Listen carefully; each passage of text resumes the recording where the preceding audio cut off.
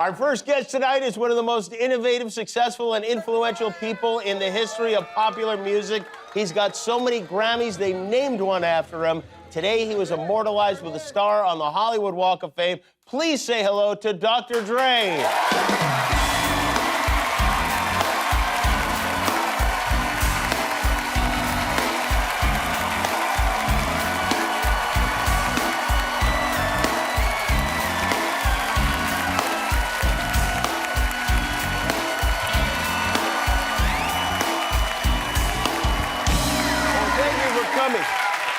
Look at you. You really are 6'1", 225 of pure chocolate. You know what? I don't want that right now, Jimmy. Stop playing. By the way, just for my, just a disclaimer. Okay. That skit was Jimmy's idea. Just so everybody knows. Okay. Congratulations, by the way. Thank Did you ever imagine you'd have a star on the Hollywood Walk of Fame? No, I didn't. That was not in my mental at Rolodex at all. When you were a kid, did you ever come down here to Hollywood and look at those stars? Let me tell you something. I didn't see Hollywood until I was 16 years old, I think. So interesting. You never made it over here, huh? No, nothing north of Wilshire. Yeah, but when you were 16, you got here. And what were you up to then? I'd rather not say. Oh. They had to shut It was down, a lot of fun. Let me just put it that way. They had to shut the whole boulevard down because there were so many people to see you today. Did you imagine that that was going to happen? No, I didn't. But it was fantastic. LA showed up for me today. They really did show up. That was fantastic. That was fantastic. I didn't expect it to be that many people out there to represent, but that was great. Is it weird for you when the cops are there and they're like, Dr. Dre? Sometimes that's weird. Yeah, it's a little strange, right? Do you often get surprised by people who are fans, and you size them up and you go, this can't possibly be? Yes, this happens sometimes. Actually, there was one time, I can't remember where I was, but I was at a hotel in the lobby and a group of nuns came by. Yes, and they were like, Dr. Dre. I'm like, get the right? And I'm like, how do you know my music? And they were like, well, we deal with a lot of kids and they love your music. And I took pictures with I think it was 6 nuns. Oh, that's great. That actually happened. That's pretty good. Yeah. You have worked with so many, you launched so many careers, worked with so many people, NWA, of course, Eazy-E, Snoop Dogg, 50 Cent, Eminem, Tupac, Kendrick Lamar, Anderson .Paak, Mary J. Blige, Gwen Stefani and Eve, T.I., Busta Rhymes, Alicia Keys, Missy Elliott, Exhibit, Warren G, G-Unit, Big Pun, Nate Dogg, Jay-Z, The Game, MC Scat Cat. Oh, wait a minute, that might be... that may have been an error, but... I mean, that's a tremendous amount of work, man. That's a lot of work, and that's quite a list. Do you have... Thank you. I would imagine the answer to this is yes, but do artists from other genres often approach you and ask you to work with them? Yes, all the time, but, you know, my love is with hip-hop. It really depends on the relationship. If I meet somebody that we click and what have you, then I'll go in the studio and get down. Even if it's not your type of music? Like if it was, let's say Dolly Parton wanted to record an album. I love Dolly Parton. Oh, that's something you would consider. Yes. Absolutely. Jolene is one of my favorite songs. Oh, there you go. Yeah. Like you could produce anybody, right? It's not about what the music is. It's about making the music. Absolutely, I could do that. But hip hop is my love. It's your love. And when you make a song with an artist, the artist comes in. Do they come in with the whole, like a lot of times, I mean, like I think Dolly Parton will write all her songs and she'll show up and she has the song all kind of ready to go and they record it. You though set the table, right? You really are much more involved in the song than most producers. Well, usually the track is laid out. Every now and then, the artist comes in with the lyrics first, and that has only happened a couple of times in my career. One time was with Eminem on a song called Forgot About Dre. Yeah. Yes. So... nothing comes out when they move their lips, you know, right? Yeah. Eminem wrote that. He had the entire song written before the track, so we had to make the track work with his lyrics. So he wrote that entire song. Is it true that you don't like the artist to write the lyrics down on paper? No, that's not true. That happens. I mean, these days, it just feels a little bit boring as a producer to sit in the studio and wait for an artist to go away or go in another room and write the lyrics while you're sitting there waiting. So I'd like it to be a collaborative effort, and once the track is done, we're collaborating with the lyrics, and that's how Are you I aware prefer that it. in the movies and sometimes in television, producers don't do anything? Like, I'm learning that they now, do nothing. You know? Yeah, their name is on the thing. Yeah, the word producer or executive producer in the movies, it means absolutely nothing. I'm starting to learn that. Yeah. You know? You, I know, listen to a lot of music. You're looking for inspiration. You're going through old records. Like, do you go to yard sales? Where do you get all your records? I used to. You did? I used to. I used to go to pawn shops and what have you to find different sounds for music because back in the day, I had, let's say, 1 or 2 keyboards to make an entire album. So I had to figure out ways to make the sounds different. So I would go in pawn shops and find guitar pedals and what have you to make the sounds in this one particular keyboard sound different so I can make an entire album using 1 keyboard. Do you still do that? No. The song, the next episode that everybody knows, this is a huge, huge hit. This is where you got the music track from this album. You go to a pawn shop and this is one you take home? Man, you know what? I collect records. I've been collecting albums. But not this one. That was a part of it, Jimmy. Like international records, like Lilo Schifrin and all these types This of guy was on NCIS. Really? I didn't know that. Yeah, you know? he was, yeah. This just happened to be a song that was in one of my crates, you know, and it worked out. You went through every track on this album and found that. Yes. And you're like, oh, that's great. And he never really looked at the cover and said, man, maybe not. No, to be honest with you, I sampled this song before I knew who the artist was. Did you ever meet this guy? No, I never met him. Oh, well, unfortunately. he's passed away, so it's not going to happen. I mean, You also sometimes will create sounds that instruments don't make. So like they do in the movies, kind of, right? Yeah. So what are some sounds that you've created? We used to have to bring trash cans and boxes and just different things that would make sounds for a snare drum or a kick drum, and that was just like part of the creative process at that time, which to be honest with you was much more fun. And now you can just turn on the computer and you can find all the things that took us hours to find. You can find that in 2 seconds. So you bring in a trash can and just like bang on the trash can? Sometimes, yes. Yeah. Would you ever record like a children's album, like redo Baby Shark or something like that? Not Baby Shark, but a children's album, maybe. You would? Yeah. Ooh, that would be something else. Yeah, the parents might be a little bit upset about it. Yeah. You'd have to put a sticker on it for sure. All right, are you ready for this? Because it's going to be kind of like This Is Your Life. You remember that old show where we bring out characters from your life? Let's go. Okay, so we're going to take a break. Dr. Dre is here. Snoop Dogg is here. 50 Cent is here. And we'll be back with Snoop after this. We're back with Dr. Dre. Our next guest and Dre go together like gin and juice. They teamed up to make some of the biggest hip-hop hits of all time. Please say hello to the Dog Father, Snoop Doggy Dogg.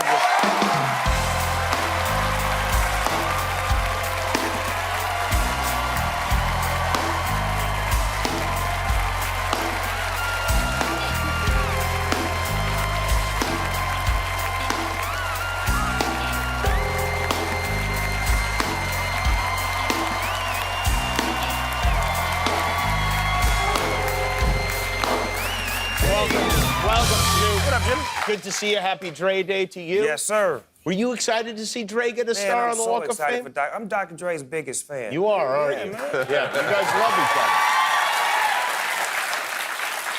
I gotta tell you, I feel like the three of us don't spend enough time together. We really. Oh, by the way, Snoop, you and Guillermo made up. I heard you spoke to Peace He came on Pipe. TV and lied on me, right? He did. I wasn't in the bathroom, so what I did was I sent the APB out on him, and we brought him in the backstage, and we got him right. So now he lit. Real good. Now we're happy. Real good. Yeah. So the story goes, and correct me if I have any of this wrong, Snoop had a friend named Warren G who happened to be your stepbrother. Yes. And he put you guys together. Yes. The You story remember went that something day? like that.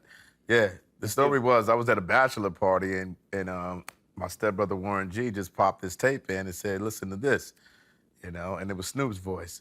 And I said, can we meet We meet in the studio. You know, long story short, I think it was 2 days later or something like that. Snoop came in the studio. Snoop had no idea about song structure or anything like that.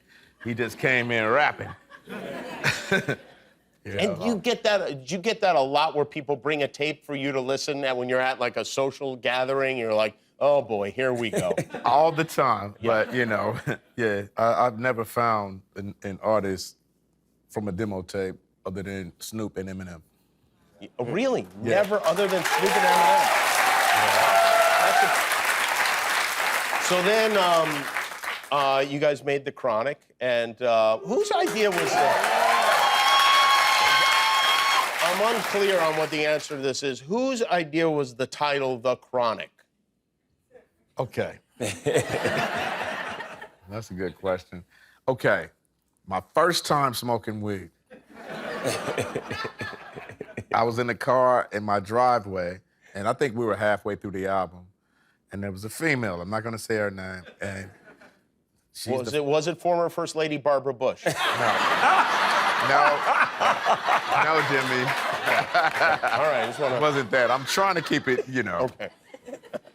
So, yeah, it's my first time smoking weed, you know, and I asked her what it was, and that's what she told me, and boom, here we are. She said, this is called The Chronic. That's it. Spoken, and you said that. Now, Snoop, I've heard you say that you came up with The Chronic. Well, let me tell you my story. Okay. You in the back seat? No. Me and my homies was in Long Beach, right? And it was a white guy that used to come through the Poly Apartments and bring us bud. And he had hydroponic. But we smoked it and started saying hydrochronic and flipped it. And then that's when we started saying, oh, this weed is bomb. It's The Chronic. And Dre's album was so bomb, it only was right for it to call it The Chronic because it was the bombest thing on the streets. Okay.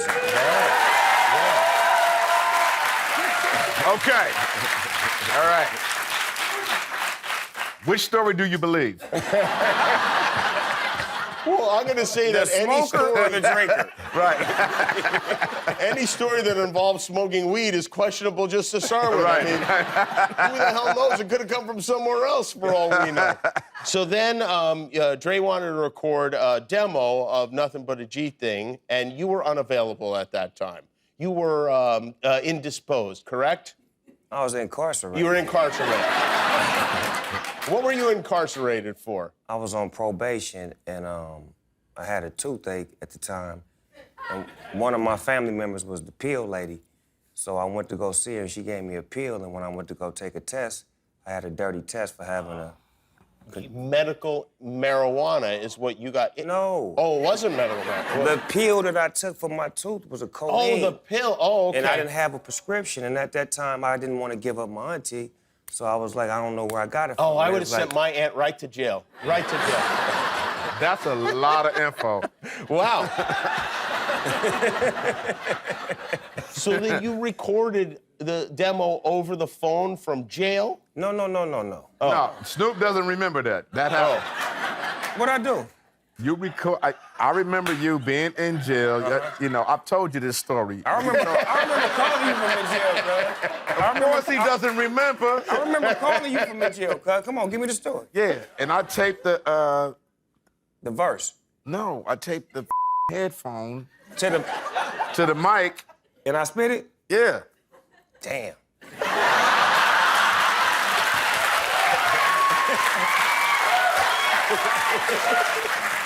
That was the first demo of Nothing But a G Thing. Damn, that was dope.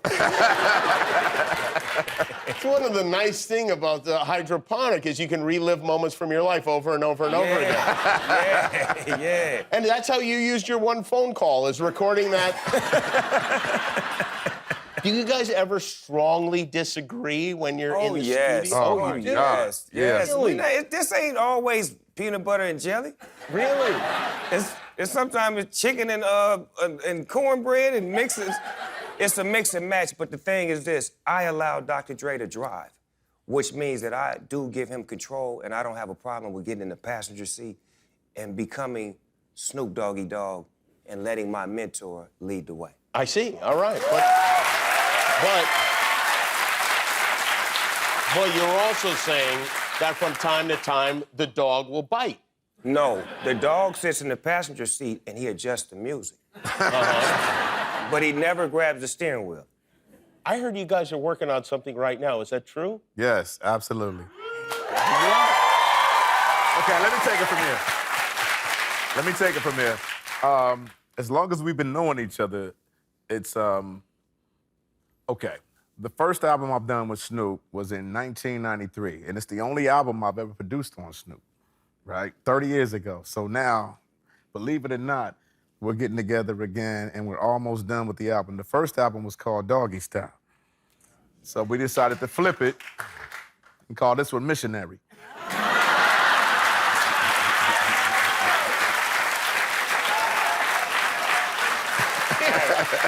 That's Jimmy's favorite position. I like that. That's your favorite position? Jimmy been a missionary for 30 years.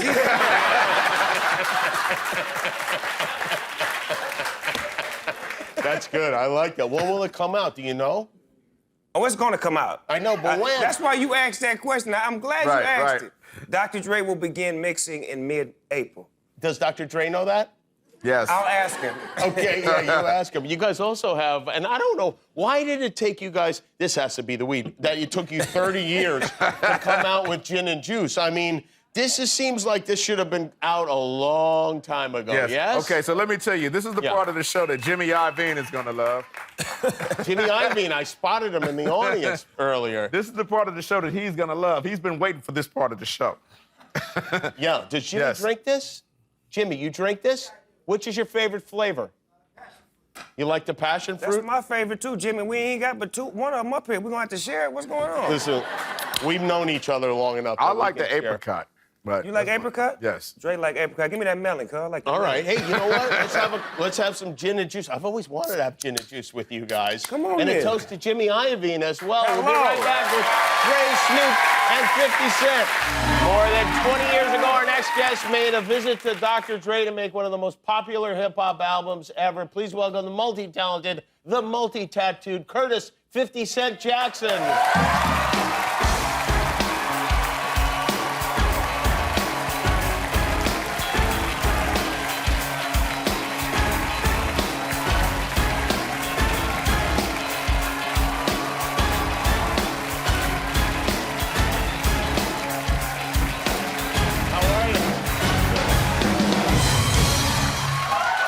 Thank you for being here. It's very good to see you. I feel good to be here, man. It's I'm in great good to have you here. You were on, we were talking to Snoop and you were on our second ever show. Yeah, see, technically, Jimmy is hopping because of you, Trey. That's right. You did. I didn't think that. Yep. I didn't think about he it made that the way. first show a hit, then when I came, it made it hot again, and then Jimmy blew up and he I starts am to act part like of the I'm the aftermath guest. That's dynasty. a good point. I know you are. You joke around a lot, but what does Dr. Dre mean to you?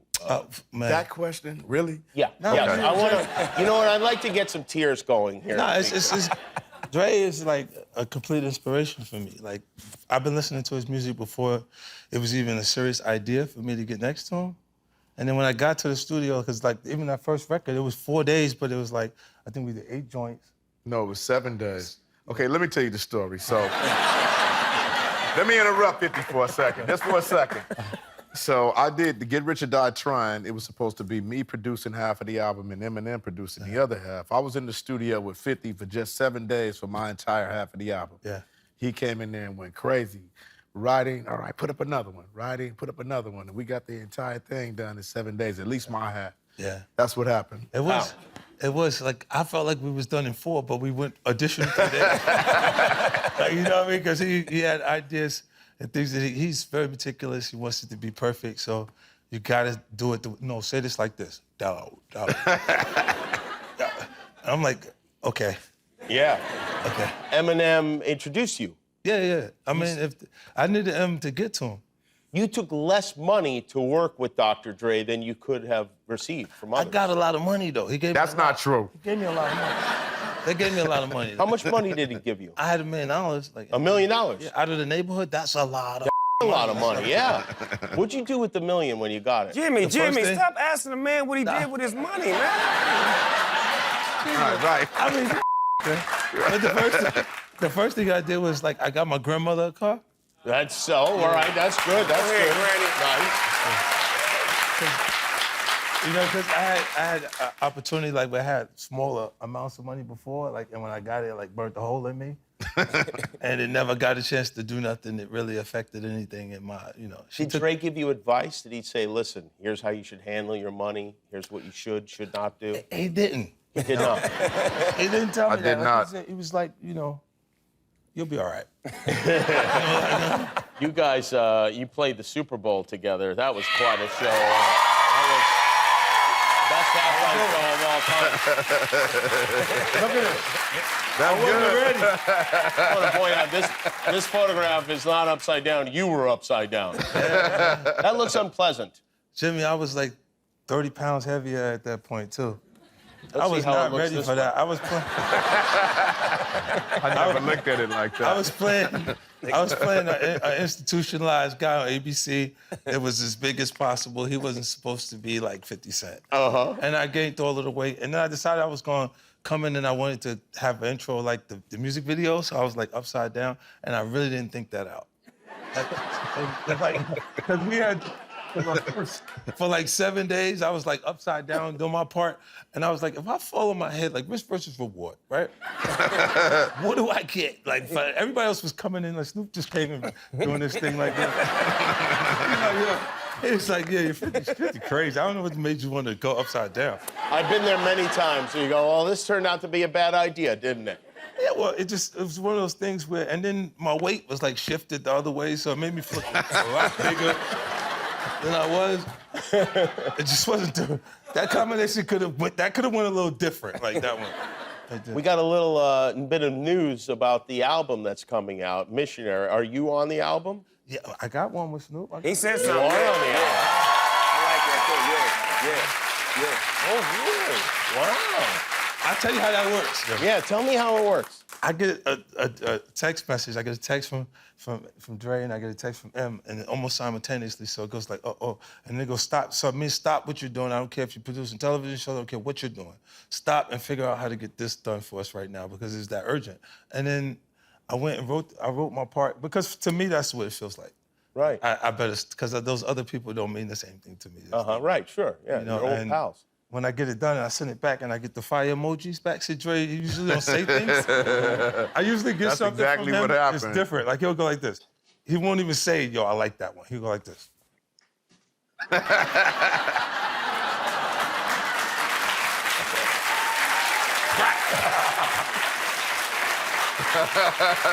So, you're telling me Dr. Dre uses emojis. That's something I never imagined. Well. Tell me about this text chain. Who was on the text chain? Well, it was two separate, me, M, and Dre at that point. Well, like you guys, like when something happens that you think is funny, like let's say a famous hip-hop artist who finds himself in a very embarrassing situation. Like, do you guys immediately start texting each other about that? No, that's 50 and Snoop. Yeah.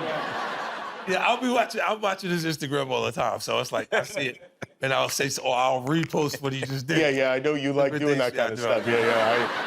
We'll be right back with Dre, Snoop, and 50 Cent. We are back with Dr. Dre, Snoop Dogg, and 50 Cent. It is Dre Day. I feel like we're really just now getting loose here. Yeah. I feel like The View. This is like, I feel very much like Whoopi right now. Wow. This is something that you posted on Instagram earlier this year, Curtis. I don't have time to be distracted. I'm practicing abstinence. From what exactly? Jimmy, I'm focused right You're now. focused. My life is better. Things are a little clearer. No, I know the married people, you married, they say, happy wife, happy life. Yeah, they say that. Yeah, you look like happy hostages. Right. You know, you're held under these new special restraints now, and I'm not focused on that, and I got other things. How long have you been? Is this like one of those things like when Snoop said he was quitting smoking, abstinence?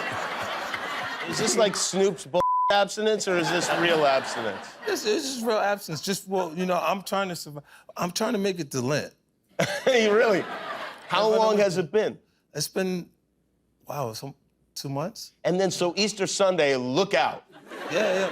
I've been working out more. Okay. 2 months? Yeah, I've been working out more. Like, you know, the guys in jails, I hope they're practicing abstinence. Yeah, well, you know, sometimes they do and sometimes they don't. All right, I don't believe that this abstinence is actually happening. I don't believe it either. You believe it? Yeah. Nah, it's real, guys. I feel like my friends don't even believe in me now. Yeah. What about Eminem? He was here a little bit earlier. He headed back home. Is he on this album with you guys? Did he do something for that? I could get him to do it. You could get him to do it. Are you Let me working? tell you something. Yeah. Let me explain something to you Yes, right please. now. Eminem is working on his own album, which is coming out this year, and he's He is. Oh, he is. yes. And I actually talked to him, and he said it was okay for me to make that announcement right here on this show. Oh, wow. Nice. So he has an album coming out. I've got songs on it, and it's fire. I'm actually going to hear the entire album for the first time tomorrow. And he holds his music close to his chest, so I haven't heard everything. I haven't even heard everything complete that I've done, but I'm going to hear it, and he's putting out an album this year. Oh, so you actually haven't heard, because I know you typically are very careful with your stuff. So Yeah, I'm hands-on. There's things that I have to mix that I've done, but I get a chance to hear the album in its entirety. Can I ask you guys, when you're sitting there, Snoop, Curtis, you're sitting there and you're playing something for Dre for the first time, what are you looking for reaction-wise? I'm watching. I just like to, like, I'm not paying attention and I'm just watching him the whole time. Snoop, are you doing the same thing? I'm nervous, guys. You're nervous. And Dre, are you aware and are you giving pretend extra enthusiasm because you know that they're watching you the whole time? Jimmy, this is my first time hearing this. Oh, it is. So, But you can understand that. I just sit in and do my thing. He's brutally honest. Yeah, He is. I am brutally If you honest. garbage, he's gonna tell you. Have you had that situation where Yes. you have? Yes. Isn't that what you want? Yes. You want somebody in your, No, you want people I in your played records circle. and then just decided I'm not using them no more. Really? I didn't get the response I wanted from it, so I was like, nah, that ain't. Wow. I just ain't gonna risk it. Yeah. Like, you know, sometimes he'll play a record, he'll like it, so he'll just be playing stuff. It'd be his records. No. Jimmy, I will wait. That's I will funny. wait till I come to the studio again and he don't play that record, and I go, yo, what happened to that other joint you had?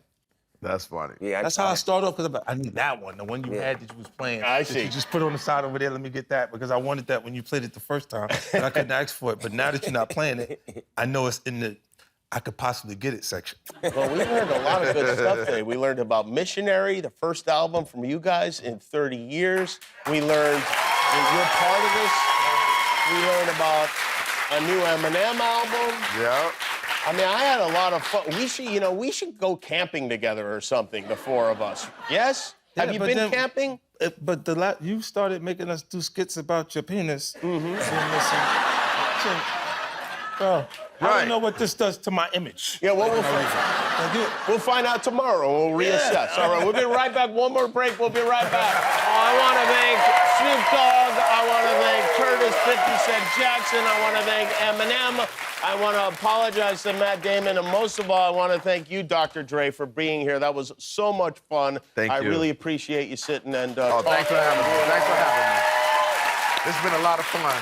Dr. Dre, everybody. Nightline is ready. Thanks for watching. Good night.